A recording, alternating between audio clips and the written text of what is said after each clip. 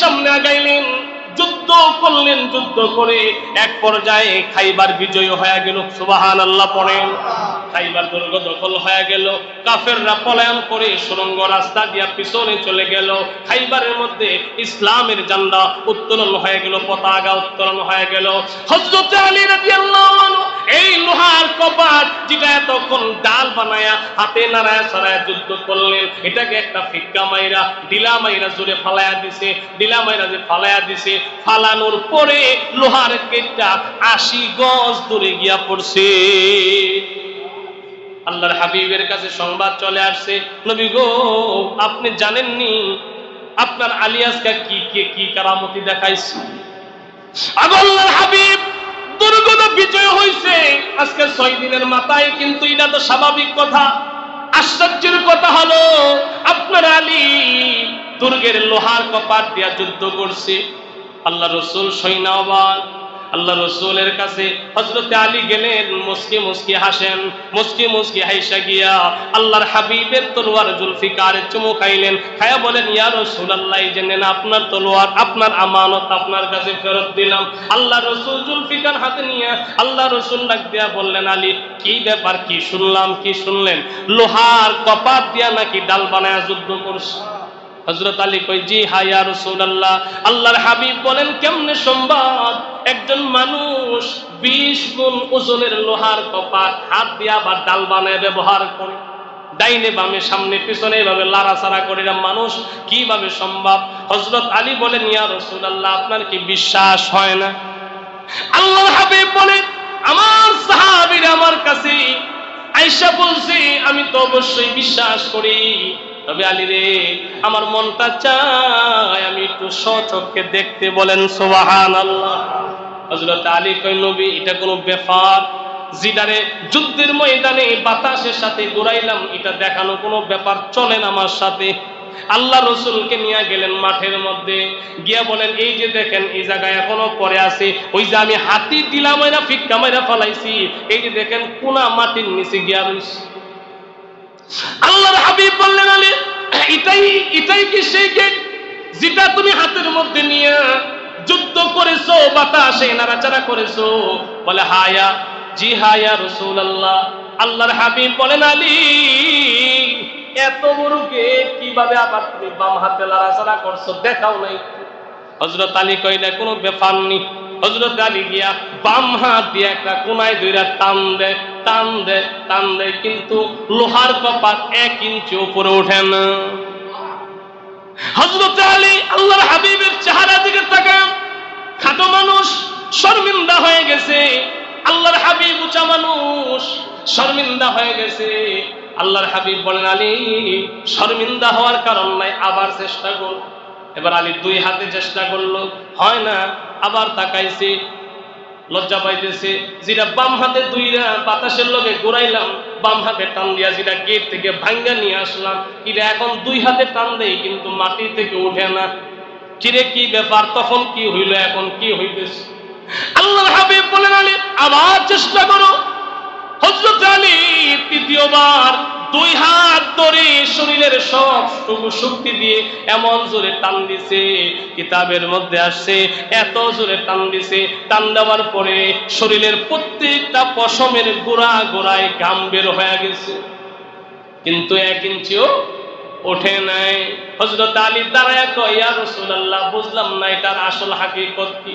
নবী গো আল্লাহর কসম করে কয়, আমি কিন্তু যুদ্ধ করছি এটা দিয়া।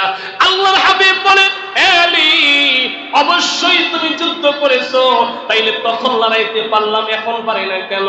আল্লাহর হাবিব বলেন, আলী তখন তোমার ইমানি কুওয়াত, ইমানি শক্তি এমন ছিল, ইমানি শক্তির বলে বলিয়ান হওয়ার কারণে আল্লাহ পাক নিজে তোমারে গায়বী সাহায্য দান করছে। আলী রে তোমার হাত না, এই হাত 2টা আল্লাহর হাত হয়ে গেছিল। এই 2টা হাত কিন্তু তোমার, কিন্তু তখন আল্লাহর হাত তোমার হাতের সাথে একত্রিত হয়। আল্লাহ যদি চায় ছোট জিনিস দিয়েও বড় জিনিস করতে পারে, এটা আল্লাহর দ্বারা সম্ভব। ইমানি কুওয়াত ছিল এমন। হযরত আলীকে আল্লাহর হাবিব বলেন এমন ইমানি কুওয়াত ওয়ালা, আল্লাহ পাক নিজেই বলেন ওয়ালা তাহিনু ওয়ালা তাহজানু ওয়া আনতুমুল আ'লাউনা ইন কুনতুম মুমিনিন। হযরত আলী রাদিয়াল্লাহু আনহু রাস্তা দিয়ে হাঁটতেছেন, একজন বৃদ্ধা মহিলা হযরতে আলীর কাছে দৌড়ে আসলেন। হাতের মধ্যে একটা বাটি বা পেয়ালা, একটা বর্তন হাতের মধ্যে নিয়ে আসলেন। হযরতে আলী তাকায় দেখলেন মহিলা দৌড়ে আসছে। মহিলার মধ্যে খুব একটা পেরেশানির ছাপ চেহারার মধ্যে ফুটে উঠছে, চোখ দিয়া পানি পড়তেছে। হযরতে আলী বললেন, মহিলা তুমি কেন কান্দো, পেরেশান, তোমার কি ব্যাপার, কি হয়েছে? মহিলা বললেন, আলী আমি আপনার কাছে আসলাম। কেন আসলা? আমার ঘরের ভিতরে জৈতুনের একটু তেল ছিল এই বাটির মধ্যে। এই তেলটা হঠাৎ করে আমি এক জায়গা থেকে আরেক জায়গায় নিয়ে যাওয়ার পথে রাস্তার মধ্যে আমার হাত থেকে বাটিটা তেলের বাটিটা পড়ে গেছে, আর তেলটা বালুর সাথে সাথে চুষে চুষে খেয়ে ফেলছে। তো হযরতে আলী মুস্কি হাসি দিলেন, বললেন, কি করবা এখন তুমি, বালু খেয়ে ফেলছি, কি করা? মহিলা নাসুরবন্দি ডাক দিয়া বলেন, আলী আমি আপনার কাছে আসলাম কারণ আমি জানি আপনি হলেন আসাদুল্লাহ,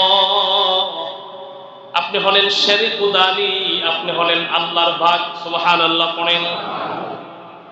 ওগো আলী আপনার কাছে আমি আসলাম, আপনি আমার তেল বালু থেকে উদ্ধার করে দেন, উদ্ধারের জন্য আমি আসলাম। হযরত আলী কই, মহিলা বালু তেল খেয়ে ফেলছে, ওই বালু থেকে তেল এখন কি বের করা সম্ভব? এটা মানুষ যে এখন তার কাছ থেকে ইচ্ছা করলে চাইলেই পাওয়া যায়। মহিলা ডাক দিয়া কয়, আপনি তাইলে আসাদুল্লাহ না, আপনি আল্লাহর বাগ না, আপনার মধ্যে আল্লাহর শক্তি নাই। যদি আল্লাহর শক্তি আপনার মধ্যে বিরাজ করে তাইলে আমার তেল আপনি বালু থেকে উঠায় আনেন। নাসুরবান্দি মহিলা আল্লাহর হাবিবের সাহাবী হযরত আলীকে এমন ভাবে ধরলেন। হযরত আলী সর্বশেষ মহিলার কাকুতি মিনতির কারণে মহিলাকে বললেন, কোথায় তোমার বালির মধ্যে তেল পড়ছে, আমারে নিয়ে যাও। নিয়ে যাওয়া হলো। হযরত আলী হাতের মুঠ দিয়ে বালুটাকে নিলেন আর মহিলাকে বললেন, নিচে বর্তন ধরো। বালুকে এত জোরে চাপ দিলেন, চাপ দেওয়ার পরে এত জোরে চাপ দিলেন, তেল বালুর ভিতর থেকে তেল এরকম ভাবে মহিলার বর্তনের মধ্যে পড়তে শুরু করে। শুধু এটাই না, কিছুক্ষণ পরার পরে হযরত আলী বললেন, তোমার তেল কি পরিমাণ ছিল? বলে না, আরেকটু ছিল। আরেকটু চাপ দিল, আরেকটু পড়লো। বলে এখনো হয় নাই, কোন আরেকটু বাকি আছে। আবার যদি চাপ দিল, চাপ দেওয়ার পর মহিলার যতটুকু তৈল ছিল ততটুকু তৈল পূর্ণ হলো। হযরত আলী হাতের মুঠের বালুগুলা ছাড়ার পরে দেখলো বালু শুকায়া বালু বাতাসে উঠতেছে। ক্ষমতা কিসের? আল্লাহর হাবিব বলেন, আলী এই ক্ষমতা তোমার না, এই ক্ষমতা আল্লাহ প্রদত্ত। এটা ঈমানের কুওয়াত। সুবহানাল্লাহ পড়েন। ঈমানের কুওয়াতের মাধ্যমে আল্লাহ তাআলা তোমার হাতের মধ্যে এমন শক্তি দান করছেন। আসাদুল্লাহিল গালিব হযরত আলী আল্লাহ পাক থেকে তিনাকে সার্টিফিকেট দিয়েছেন। শুধু এটাই না, আল্লাহর হাবিব সাল্লাল্লাহু আলাইহি ওয়াসাল্লাম মদিনাতুল মুনাওয়ারায় বসে সাহাবীদের সাথে কথা বলতেছেন। হঠাৎ করে একজন আগন্তুক এসে বলে, ওগো আল্লাহর হাবিব আপনি কি শুনেছেন? বলে, কি শুনলাম? বলে, আপনাকে একজন দুশমন মারার জন্য তলোয়ার হাতে নিয়ে আপনার কাছে আসতেছে। সে মদিনার একজন পালোয়ান মানুষ, পালোয়ান। আল্লাহর হাবিব বললেন, কে সে? বলে, তার নাম হলো আমর। তার নাম কি? আমর নামে এক পালোয়ান। যে পালোয়ানের গায়ের মধ্যে অনেক শক্তি। যে পালোয়ান প্রতিদিন অনেক খাবার খায়, তার গায়ের মধ্যে এত পরিমাণ শক্তি। তার হাতের মধ্যে যে তলোয়ারটা আছে, ওই তলোয়ারটার ওজন হলো 2.5 মণ ওজন। কত মণ ওজন? 2.5 মণ ওজন। কয় কেজি? 100 কেজি। আল্লাহর হাবিব বলেন, তাই নাকি? বলে, হ্যাঁ, 2.5 মণ ওজনের তলোয়ার নিয়ে আপনাকে মারার জন্য প্রতিজ্ঞা করছে সে। তাকে কাফেররা তাকে এরকম ভাবে তাকে বলছে, যদি মুহাম্মদুর রাসূলুল্লাহ সাল্লাল্লাহু আলাইহি ওয়াসাল্লামের মাথা নিয়ে আসতে পারো তোমারে পুরস্কৃত করা হবে। আল্লাহর হাবিব সাহাবীদেরকে বললেন, সাহাবীরা রে, তাইলে এখন কি করা যায়, আমরা কি করতে পারি? হযরতে ওসমান ডাক দিয়া কই নবী গো এমন পালোয়ান আপনি আমরের ব্যাপারে আপনি জানেন কিনা আমার জানা নাই। আমর এমন পালোয়ান, আমরা উপস্থিত যে সকল সাহাবীরা আছি একজনও আমরের সাথে মোকাবেলা করার ক্ষমতা রাখি না। আমরা এমন কেউ নাই আমরের সাথে আমরা মোকাবেলা করতে পারবো, এমন কেউ নাই গো নবী। আল্লাহর হাবিব বলেন তাইলে কি করা যায়? হযরতে আবু বকর বলেন ইয়া রাসূলুল্লাহ একটা রাস্তা খোলা আছে, ওই রাস্তাটা হলো চলেন আপনি সহ আমরা সবাই আল্লাহর কাছে দোয়া করি আল্লাহ যেন আমরের হাতকে আল্লাহ যেন বেকলঙ্গ বানায় দেয়, আমরের গায়ের শক্তি যেন আল্লাহ নিঃশেষ করে দেয়, তারে যেন আল্লাহ প্রতিবন্ধী বানায় দেয়। আল্লাহ চাইলে পারে কি পারে না? আল্লাহর হাবিব বলেন আবু বকর সিদ্দিক বড় সুন্দর চমৎকার প্রস্তাব দিয়েছি, এই সাহাবীরা তোমরা আমার সাথে হাত উঠাও, তোমরা আমার সাথে হাত উঠাও। বুখারীর মধ্যে riwayat আছে আল্লাহর হাবিব তখন দুইটা হাত উঠাইলেন, এত উপরে হাত উঠাইলেন আল্লাহ রাসূলের বুগল মুবারক পর্যন্ত দেখা যায়। আল্লাহর হাবিব দুইটা হাত তুললেন, সাহাবীরাও হাত তুলছে। আল্লাহ তাআলার কাছে খালি বলবেন আল্লাহ আমরের দুইটা হাতকে আপনি পঙ্গু কইরা দেন, আমরের দুইটা হাতকে আপনি ওয়াকিজু বানায় দেন, আমরের দুইটা হাত যেন আমার বিরুদ্ধে না লাগে। খালি আল্লাহ রাসূল খালি বললেন আল্লাহ আমর, আমর শব্দটা বলার সাথে সাথে আল্লাহর হাবিব শুনতে পান হযরতে জিবরাইল আলাইহিস সালাম আসতেছে। কারণ জিবরাইল যখনই আসতেন আল্লাহ রাসূল একটা সিগন্যাল পাইতেন, একটা শব্দ পাইতেন। যখন শব্দ পাইলেন জিবরাইল আসতেছে, আল্লাহর হাবিব এখন জবান বন্ধ করে দিয়েছেন, আর কিছুই বলেন না, হাত উঠায় রাখছেন ঠিক।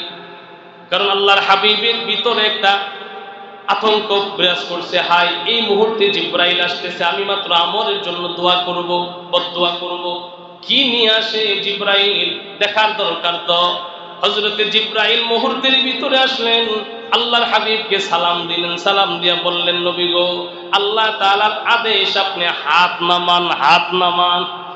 ওগো আল্লাহর হাবিব হাত তুলে আমরের জন্য বদদুয়া করবে, সাহাবীরা আমিন বলবে, এটা আল্লাহ পছন্দ করেন না, আল্লাহ নিষেধ করছেন বদদুয়া করার জন্য। নবী আমার ডাক দেয়া কই জিবরাইল তাইলে আমি কি করব বলে আপনি এখন এই মুহূর্তে আল্লাহ আপনার উপরে আয়াত নাজিল করছে। কি আয়াত নাজিল করছে? জিবরাইল তেলাওয়াত করেন ইয়া আইয়ুহান নাবিয়্যু হাররিজিল মুমিনিনা আলাল কিতাল। নবী গো আল্লাহ জানায়া দিবেন, আল্লাহ জানায়া দিবেন মুমিনরা যেন কাফেরদের সাথে কিতাল করে যুদ্ধ করে। ওগো নবী যে আমরের জন্য বদদুয়া করে আমরের হাতকে কেন্দ্র করাটা আল্লাহ পছন্দ করেন না। আপনার সাহাবীদেরকে জিজ্ঞান আমরের মোকাবেলায় যুদ্ধ করতে তারা প্রস্তুত আছেনি? আল্লাহর হাবিব সাথে সাথে হাত নামিয়ে ফেললেন, আল্লাহু আকবার বলেন, সাথে সাথে হাত নামিয়ে ফেললেন। সাহাবীরা জিজ্ঞাসা ইয়া রাসূলুল্লাহ ইয়া হাবিবাল্লাহ নবীজি আপনি তো হাত নামিয়ে ফেললেন, আমরা কি করব? হাত নামাও। সাহাবীরাও হাত নামাইলেন। আল্লাহর হাবিব বললেন সাহাবীরা রে তোমাদের মধ্যে এমন কেউ আসনি আমরের সাথে তুমি যুদ্ধ করবে? তখনকার সময় একজন একজন যুদ্ধ হয়, মাঠের মধ্যে সবাই একসাথে না, একজন কইরা। আল্লাহর হাবিব বললেন কেউ আসনি আমরের লগে যুদ্ধ করবা? সাহাবীরা সবাই অবগত আছে আমরের সাথে যুদ্ধ করে গোলানো এটা কোনো স্বাভাবিক ব্যাপার না, কারণ আমর হলো পালোয়ান, তার হাতের তলোয়ারটা 2.5 মণ ওজনের। এমন মানুষের লগে মোকাবেলা করা জীবন দেওয়া ছাড়া আর কিছুই না। একজন সাহাবীও হাত ওঠান না। সর্বশেষ আল্লাহ রাসূল দ্বিতীয়বার যখন বললেন পিছন দিক থেকে একটা ছোট নওজোয়ান যুবক মানুষ একটা হাত উঠাইলেন, লাব্বাইকা ইয়া রাসূলুল্লাহ, ওগো নবীজি আমি রাজি আছি, আপনি যদি অনুমতি দেন তাইলে আমি যুদ্ধ করব। আল্লাহ রাসূল তাকায় দেখলেন এই যুবক অন্য কেউ না, এই যুবক হলেন শেরে খুদা হযরতে আলী। আল্লাহর হাবিব বললেন আলী পারবানি? বলে হ্যাঁ। আল্লাহর হাবিব আবার জিগাইলেন আলী পারবানি? বলে হ্যাঁ। আবার জিগাইলেন আলী পারবি? বলে হ্যাঁ। আল্লাহর হাবিব দুইটা হাত বাড়ায় দিয়া বললেন আলী রে আয় আমার বুকের মধ্যে আয়, আমি তোরে দোয়া করে দিলাম। আল্লাহর হাবিবের কাছে হযরত আলী আসলেন, আল্লাহর হাবিব হযরত আলীকে বুকের মধ্যে জড়ায়া ধইরা আলিঙ্গন করলেন, কপালের মধ্যে চুমু খাইলেন, ডাক দিয়া বললেন, আলী রে পারবানি? বলে হ্যাঁ পারবো। কেমনে পারবা? হযরত আলী ডাক দিয়া কইল, নবী গো, যদি ওই পালোয়ান কাফের, ও মুর্দা, আমি ইমানদার জিন্দা, আমার অন্তরের ভিতরে ঈমান আছে, ঈমানি কুওয়াত আছে, ঈমানি কুওয়াতের মাধ্যমে আমি পারবো গো নবী। আল্লাহর রাসূল ডাক দিলেন, উসমান, তোমার বাড়িতে কোনো তলোয়ার আসেনি? তলোয়ার? কারণ আমার আলী হলো গরিব মানুষ, আলী এমন গরিব মানুষ, আলীর বাড়িতে তলোয়ার নাও থাকতে পারে। উসমান তোমার বাড়িতে আসেনি। উসমান অনেক ধনী মানুষ, ধনীর বাড়িতে অনেক কিছু থাকে না? হযরত উসমানকে জিজ্ঞাসা, তোমার বাড়িতে তলোয়ার আসেনি? ওসমান ডাক দিয়া কই, নবী গো, আমার বাড়িতে তলোয়ার আছে বলতে এমন একটা তলোয়ার আছে, বেশি ভালো না। কি করো সেই তলোয়ার দিয়া? কুরবানির সময় উট জবাই করি, উট কুরবানি করি। আল্লাহর হাবিব বললেন, উসমান, এই মুহূর্তে তোমার বাড়ির সেই তলোয়ারটা নিয়ে আসো। হযরত উসমান তলোয়ার নিয়ে আসলেন। আল্লাহর হাবিব তাকে দেখলেন, ওই যে উসমান তলোয়ারটা নিয়ে আসছে, এই তলোয়ারটা লম্বা হলো 27 ইঞ্চি। কত ইঞ্চি? 27 ইঞ্চি। 18 ইঞ্চিতে এক হাত হয়, 27 ইঞ্চি মানে এরকম বেশি বড় না, এক হাত থেকে একটু বেশি বড়, 1.5 হাত হবে। হযরত আলীর কাছে আল্লাহর হাবিব সেই তলোয়ারটা দিলেন। তলোয়ারটা আল্লাহ রাসূল হাতের মধ্যে নিয়ে দেখেন, তলোয়ারটা বেশি প্রশস্ত না, পাতলা, একবারে পাতলা, হালকা একটা তলোয়ার, আবার ছোট তলোয়ার, 2.5 মণ ওজনের তলোয়ারের লগে কাটাকাটি করব। তলোয়ারটা যদি দুর্বল হয় কেমনে হয়? আল্লাহ রাসূল ডাক দিয়া কয়, আলী রে, তলোয়ারটাও দুর্বল, তুমিও খাটো মানুষ, দুর্বল মানুষ, পালোয়ানি দিকদা 2.5 মণ ওজনের তলোয়ার পারবানি? হযরত আলী ডাক দিয়া কয়, নবী গো, আপনি টেনশন করার দরকার নাই, খালি অনুমতি দেন, অনুমতি দেন। আল্লাহর হাবিব বলেন, যাও, অনুমতি দিয়া দিলাম। হযরত আলী তলোয়ারটা নিয়ে আমার ভাইয়েরা মাঠে চলে গেলেন। এই দিকটা ওই পালোয়ান আমর আসতেছে, আমর যে মাত্র আসতেছে, আল্লাহ রাসূলের সাহাবীও গেলেন। হযরত আলীকে দেখলাম, আমর ডাক দিয়া কয়, এই আলী, তুমি বুঝি মুহাম্মদের পক্ষে নিয়ে আমার বিপক্ষে দাঁড়ানোর জন্য আসছো? হযরত আলী কয়, হ্যাঁ আসছি। হযরত আলীরে ডাক দিয়া কই, বেটা, আমার মতো পালোয়ানের লগে বুঝি পারবা? ওদের জীবন দিয়া লাভ নাই, পিছনে চইলা যাও, আমার টার্গেট পুরা করতে দাও, আমি মুহাম্মদের মাথা নিয়ে আসবো, এটাই আমার টার্গেট, তোমার লগে কোনো দুশ্মনী নাই। হযরতে আলী ছোট্ট মানুষ যদিও, কিন্তু হযরতে আলীর তীক্ষ্ণ বুদ্ধি ছিল। হযরতে আলী আর সাথে সাথে দেরি করলেন না, মাথাটা নোয়া একটা লম্বা দাগ দিলেন, দাগ দিয়া বললেন, পালোয়ান আমার বাপের বেড়া হইলে এই দাগ ডিঙ্গায় আমার কাছে আয়া দে। হযরতে আলী রাদিয়াল্লাহু আনহু এই দাগ টানার পরে আমর আলীর দিকে আসতেছে। আলীর দিকে আসার পরে হযরতে আমর হযরতে আলী রাদিয়াল্লাহু আনহুর দিকে আঘাত করবে। হযরতে আলী সাধারণ পাতলা 27 ইঞ্চি তলোয়ার দিয়া আমার ভাইরা তার আঘাতগুলোকে প্রতিহত করলেন। প্রতিহত করে এক পর্যায়ে হযরতে আলী বলেন, প্রতিহত তো আমি করি ঠিক আছে, কিন্তু আমর যে আমার আঘাত করে, একটা আঘাতও আমার দিকে আসে না, হয়তো ডান দিকে যায় না বাম দিকে যায়, আমর এমন ভাবে আঘাত করতেছে, খালি এলো পাতারি আঘাত। এলো পাতারি আঘাত বলতে আমার মনে হয় আমর আমারে দেখে না। সুবহানাল্লাহ। আমর আমারে দেখে না। দাগের কাছে যখন আসলো, আমর আমারে দেখে না, না দিকে আনুমানিক খালি কুবায়, আনুমানিক খালি আঘাত করে। আঘাত করতে করতে আমর যখন এরকম ভাবে ক্লান্ত হয়ে গেছে, তো হযরতে আলী রাদিয়াল্লাহু আনহু বলেন, আমি এখন আঘাত করার জন্য প্রস্তুতি নিলাম। 27 ইঞ্চি তলোয়ার দিয়া আমরকে আঘাত করব। তবে আল্লাহর কসম করে বলি, আমি আঘাত করার জন্য তলোয়ার চালাইলাম, ওই তলোয়ার আমরের গর্দানে গিয়া লাগে নাই, এর আগেই আমরের দেহ থেকে মাথা বিচ্ছিন্ন হয়ে গেছে। হযরত আলী বলেন, আমি আশ্চর্য হয়ে গেলাম, আমার এই তলোয়ার দিয়া আমরের মাথা দেহ থেকে বিচ্ছিন্ন করি নাই, মাত্র তলোয়ারটা নিয়ে গর্দানে রাখলাম, রাখার আগে দেহ থেকে মাথা বিচ্ছিন্ন কেমনে হলো? আল্লাহর হাবিবের কাছে গিয়া কই নবী গো এটা কেমনে হয়, কেমনে হয়, কি ব্যাপার হইছে? আল্লাহ রাসূল কয় এ আলী এটা এমনি হয় নাই, আমি আল্লাহর কাছে দোয়া করেছিলাম, আমি আল্লাহর কাছে তোমার সুপর্দ করেছিলাম, তোমার ঈমানি কুওয়াতের কারণে আল্লাহ তাআলা আমরের চোখে তোমার জন্য পর্দা ফালায়া দিছে। কি ফালায়া দিছে? পর্দা ফালায়া দিছে। কাফেরের চোখে ইমানদারকে আল্লাহ মুমিনকে পর্দা ফালায়া দিয়েছে। আল্লাহর হাবিব বলেন আলী তুমি কি শোনো নাই আবু লাহাবের স্ত্রী উম্মে জামিল যে আমারে দেখে নাই? হযরত আলী বলেন হ্যাঁ আমি আবু বকরের কাছ থেকে শুনেছিলাম উম্মে জামিল আল্লাহর হাবিবকে মারার জন্য পাথর, দুইটা বড় বড় পাথর হাতে নিয়ে আমার ভাইয়েরা হারাম শরীফে গিয়েছিলেন। কারণ কি? কারণ হলো উম্মে জামিল এবং আবু লাহাব স্বামী স্ত্রী, তাদের দুইটা সন্তান উতবা এবং উতাইবা, এই দুই সন্তান সহ বাপ মা চারজনের বিরুদ্ধে আল্লাহ সূরাতুল লাহাব নাজিল করছে। উম্মে জামিল আবু লাহাবের স্ত্রী, আবু লাহাবের স্ত্রী রাগে গুসায় হ্যাঁ মুহাম্মদের উপরে নাকি আমাদের ফ্যামিলির বিরুদ্ধে সূরা নাজিল হইছে, মুহাম্মদ কই? দুইটা পাথর লিয়া খুঁজতেছে তারে আজকে হত্যা করে ফেলাম। আল্লাহ রাসূল হারাম শরীফের মধ্যে হযরতে আবু বকর সিদ্দিকের রানের মধ্যে মাথা দিয়ে আল্লাহ রাসূল বিশ্রাম করতেছে। বলেন সুবহানাল্লাহ। হযরতে আবু বকরের কাছে সংবাদ গেল উম্মে জামিল আল্লাহ রাসূলকে তালাশ করতেছে। আল্লাহর হাবিব ডাক দিয়া কয়, হযরতে আবু বকর ডাক দিয়া কয় আবু নবীজি উম্মে জামিল একজন নেতার স্ত্রী আর একজন নেতার মেয়ে, আবু সুফিয়ানের মেয়ে। আবু লাহাবের স্ত্রী আবু লাহাব নেতা সমাজের, আবার আবু সুফিয়ানও নেতা, আবু সুফিয়ানের মেয়ে হলো উম্মে জামিল। দুই নেতার, এক নেতার মেয়ে আর এক নেতার স্ত্রী, সে যদি আপনারে আঘাত করে কোনো প্রতিশোধ নেওয়া সম্ভব হবে না। দুই নাম্বার আপনি দ্বীনের নবী, মহিলা আপনারে আঘাত করলে এটা কেমনে হয়? ইজ্জত তো থাকে না। হযরত আবু বকর সিদ্দিক বলেন নবী গো কি করা যায়? উম্মে জামিল তো রাগে গুসায়, সে তো আসতেছে, কি করা যায়? আল্লাহর হাবিব বলেন আবু বকর টেনশন করিও না, টেনশন করিও না, যে আল্লাহর হাতে আমার জীবন মরণ, ওই আল্লাহ নিজেই আমারে হেফাজত করবে।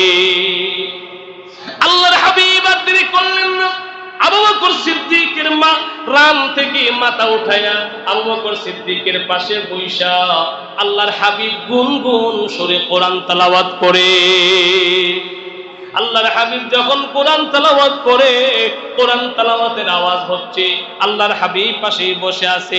উম্মে জামিল খুঁজতে খুঁজতে খুঁজতে খুঁজতে হারাম শরীফের মধ্যে চলে গেল। হারাম শরীফে গিয়া হযরতে আবু বকর সিদ্দিককে ডাক দিয়া বলেন আবু বকর তোমার বন্ধু মুহাম্মদ বিন আব্দুল্লাহ কই? সুবহানাল্লাহ কোন?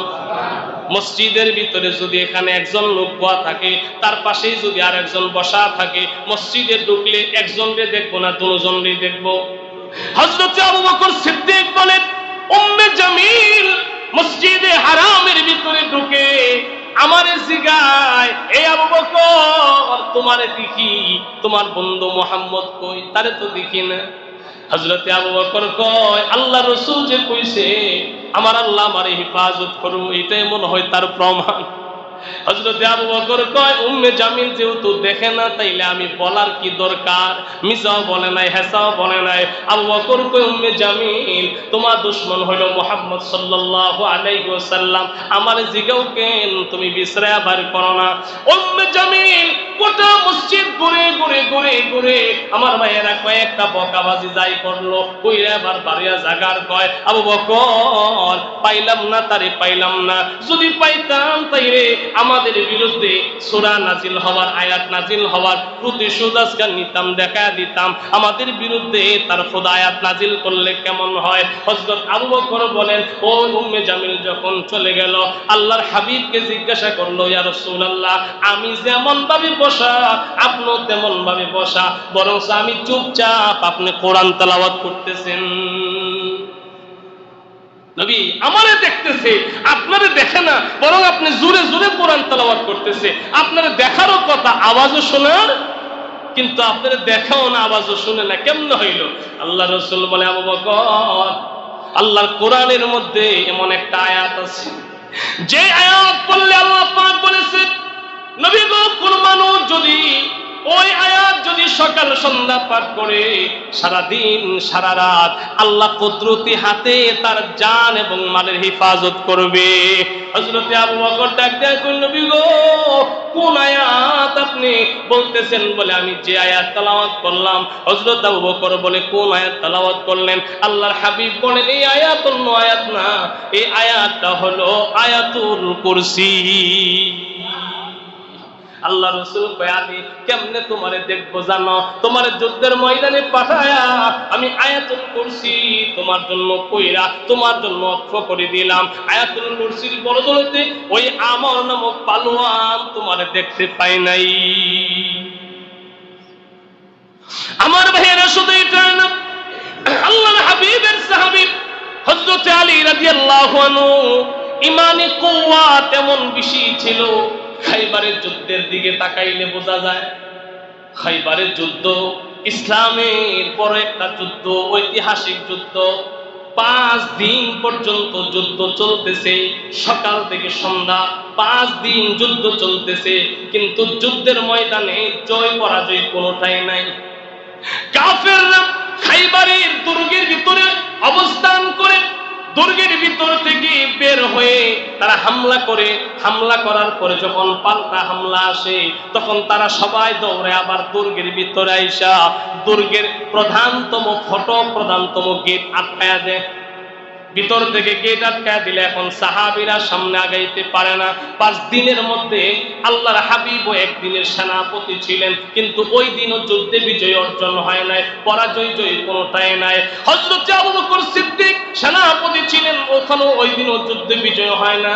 5 দিন যখন চলে গেল, এক পর্যায়ে আল্লাহ রাসূল এশারের নামাজের পরে মসজিদে নববীর মধ্যে ঘোষণা দিলেন, শোনো, আজকে 5 দিন পর্যন্ত খাইবার এলাকায় যুদ্ধ চলতেছে অনবরত 5 দিন, কিন্তু কোনো ফলাফল ভালো হয় না, ফলাফল হয় না, আমরা বিজয়ও হয় না, আবার পরাজয়ও হয় না। আগামীকাল সকালবেলা এমন একজনের হাতের মধ্যে ইসলামের ঝান্ডা উঠায়া দিব, যার হাতে আল্লাহ তাআলা আগামীকাল খাইবার বিজয় করাবে। শুধু এটাই না, আল্লাহ রাসূল কই, শোনো, আগামীকাল যার হাতের মধ্যে ইসলামের পতাকা উঠায়া দিব, ওই লোকটারে আমিও ভালোবাসি, আল্লাহও ভালোবাসে।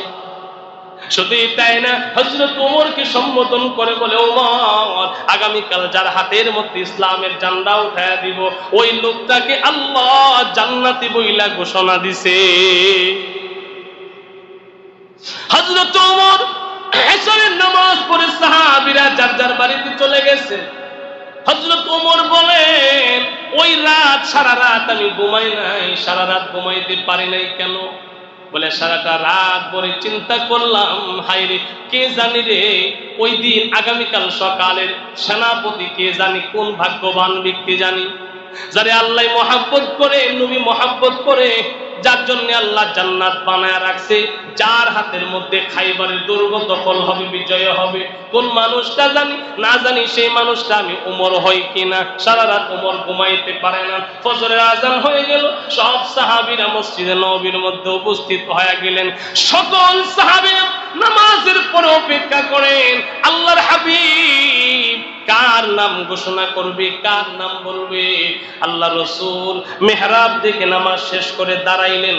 দাঁড়ায়া এবার আল্লাহ রাসূল ডাইনে তাকায়, বামে তাকায়, সামনে তাকায়, চতুর্দিকে চোখ ঘোরাইলেন। ঘোরায়া ঘোরায়া যার দিকে নজর যায়, সে মনে করে মনে হয় আমার নামটা কই। না না, কারো নাম কয় না। আবু বকরের দিকে তাকাইলে আবু বকর মনে করে আমারে মনে হয় আজকের সেনাপতি দিবে। না, আবু বকরের নাম কয় না। ওমর অপেক্ষা করে, ওসমান অপেক্ষা করে, জুবায়ের অপেক্ষা করে, তালহা অপেক্ষা করে। সকল সাহাবীরা এক এক করে যার দিকে নজর যায়, সেই মনে করে আমার নামটা মনে হয় বলবে, আজকের বিজয় মনে আমার হাতে আসবে। আল্লাহ রাসূল কয়েকবার চোখ ঘুরায়া আল্লাহ রাসূল ডাক দিয়া কয়, সাহাবীরা রে, আমি কি দেখি না আজকের সেনাপতিকে? কে গো নবী, কে সেনাপতি? তো আমার আলী কই, আমার আলী কই, আজকের সেনাপতি আমার আলী। হযরত ওমর ডাক দিয়া কই নবী গো আলী ফজরের নামাজে আসে নাই, কেন আসে নাই খবর লও। একজন ডাক দিয়া কই নবী আলী আসবে কেমনে? আলীর চোখ উঠছে, চোখ উঠে না, চোখ কেতরাইতেছে, চোখ লাল হয়ে গেছে, চোখ দিয়া পানি পড়ে। আল্লাহর হাবিব চোখের মধ্যে বাতাস লাগছে, এই জন্য চোখ লাল হয়ে গেছে, চোখ কেতরাইতেছে, চোখের মধ্যে লাল হয়ে গেছে, পানি পড়ে। সেজদায় গেলে চোখে ব্যথা লাগে, ভাল লাগে, চোখের মধ্যে যন্ত্রণা হয়, তাই এখন ফজরের নামাজে আসে নাই। আল্লাহর নবী ডাক দিয়া কয় এ ওমর, এ আবু বকর, আমার আলীরে জ্ঞান নিয়ে আসো। দুইজনে মিলা বাড়িতে গেলেন, গিয়া দেখেন শুধু চোখ উঠে নাই, হযরত আলীর গায়ের মধ্যে প্রচন্ড জ্বর। হযরত আলী কম্বল গায়ে দিয়া ঘুমায়। আবু বকর সিদ্দিক ডাক দিয়া কয় এ আলী, কপাল খুলে গেছে, তাড়াতাড়ি উঠ, আজকের যুদ্ধের সেনাপতি হিসাবে সরকারে দু আলম নবী তোমার নাম ঘোষণা করছে। হযরত আলী এবার কম্বল ফালায়া শোয়া থেকে আস্তে আস্তে উঠলেন, ওইটা দাঁড়াইতে পারেন না। আবু বকর সিদ্দিক একদিকে দললেন, হযরত ওমর আরেকদিকে দললেন। দুইজন সাহাবী কাঁধে বর করে হযরত আলী মসজিদে নববীর সামনে আসলে আল্লাহ রাসূল জিজ্ঞাসা আলী কি সমস্যা? নবী গো আমার সমস্যা প্রচন্ড জ্বর, আবার চোখ উঠছে, চোখ কেতরাইতেছে। আল্লাহর হাবিব বলেন এ আলী আমার কাছে আয়, আমি এখন তোরে ওষুধ দিব, এখন ওষুধ দেওয়ার সাথে সাথে তুমি সুস্থ হয়ে যাবে। আল্লাহু আকবার। এমন কি ওষুধ দিবেন যে ওষুধ খাইলে এখনই ভালো। আল্লাহর হাবিবের কাছে হযরতে আলী আস্তে আস্তে সামনে আগাইলেন।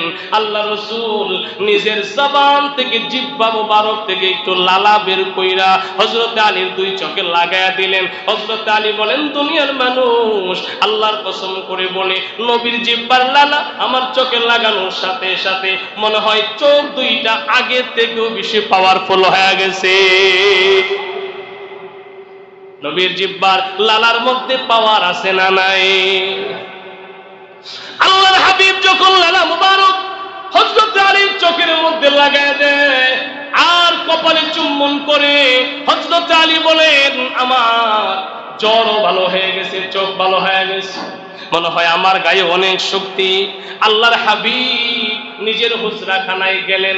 হুজরাখানায় গিয়া আল্লাহ রাসূলের নিজের যেই তলোয়ারটা ছিল, নিজের তলোয়ার যেটা, আল্লাহ রাসূলের তলোয়ারটা নিয়ে আসলেন। জুলফিকার আল্লাহর হাবিবের তলোয়ার, এই তলোয়ার নিয়ে আসলেন। আয়েশা বললেন আলী আমার তলোয়ারটা তোমারে আজকে দিলাম, যাও যাও সেনাপতির দায়িত্ব পালন করো। হযরত ওমর আস্তে আস্তে বললেন ওমর তুমি আলীর পিছনে পিছনে তাইকা খালি তাকবীর দিবা, আর কোনো কাম নাই। সুবহানাল্লাহ। ওমর তোমার আর কোনো কাজ নাই, তলোয়ার হাতে নেওয়া লাগবে না, আমার আলীর সামনে থাকবে আর তুমি পিছনে পিছনে থেকে খালি তাকবীর দিবা, তোমার তাকবীর শুনবে, হযরত আলী সামনের দিকে আগাবে। আল্লাহর হাবিব হযরত আলীকে বলে দিলেন বেটা পিছনে তাকানো যাবে না, সামনের দিকে খালি অগ্রসর হবে। হযরত আলী যখন নাকি খাইবার দুর্গের সম্মুখে মাঠে যখন চলে গেলেন, প্রথমেই তার সামনে যিনি আসলো ও বড় পালোয়ান শক্তিশালী, তার নাম হলো মুরাহাব, অনেক বড় পালোয়ান। আল্লাহর হাবিবের সাহাবী হযরত আলী বললেন মুরাহাব আমার সামনে তুমি দাঁড়াইছো, তুমি জানো না আমি আল্লাহর বাগ শেরে খোদা আলী, আমার হাবিব আমারে পাঠাইছে, হাবিবের জুলফিকার আমার হাতের মধ্যে, বাঁচতে চাও তো এখান থেকে চলে যাও, নতুবা তোমাকে কিন্তু দ্বিখণ্ডিত করে দিব। মুরাহাব বলে হযরত আলীকে বললেন আলী তুমিও আমার থেকে বাঁচতে গেলে পলায়ন করো। আল্লাহর হাবিবের সাহাবী আলী ডাক দিয়া কয় এই মুরাহাব তুমি যদি মায়ের দুগ্ধ পান করে থাকো তাইলে আমারে আঘাত করো, আমি প্রতিহত করব। মুরাহাব তখন আঘাত শুরু করলো। হযরত আলী আঘাতগুলোকে আপ্রাণ চেষ্টা করে প্রতিহত করলেন। প্রতিহত করে এক পর্যায়ে হযরত আলী এত জোরে জুলফিকার তলোয়ার দিয়ে আঘাত করলেন, আঘাতের কারণে মুরাহাবের দেহ থেকে মাথা বিচ্ছিন্ন হয়ে পড়ছে তো পড়ছে। হযরত আলীর হাতে নবীজির তলোয়ারটা গর্দান কেটে প্রায় মাটির মধ্যে প্রায় 1 ফুট মাটির নিচে দেবে গেছে। আল্লাহু আকবার বলে 1 ফুট মাটির নিচে গেড়ে গেছে, এত বড় শক্তি আর ক্ষমতা দিয়ে আঘাত করছে। মুরাহাব যখন হত্যা হয়ে গেল, কাফেররা পিছনের দিকে হটা শুরু করলো। হযরত আলী সামনের দিকে আগাইলেন, আর হযরত ওমর পিছন দিক থেকে খালি তাকবীর দেয়, নারে তাকবীর, আল্লাহু আকবার।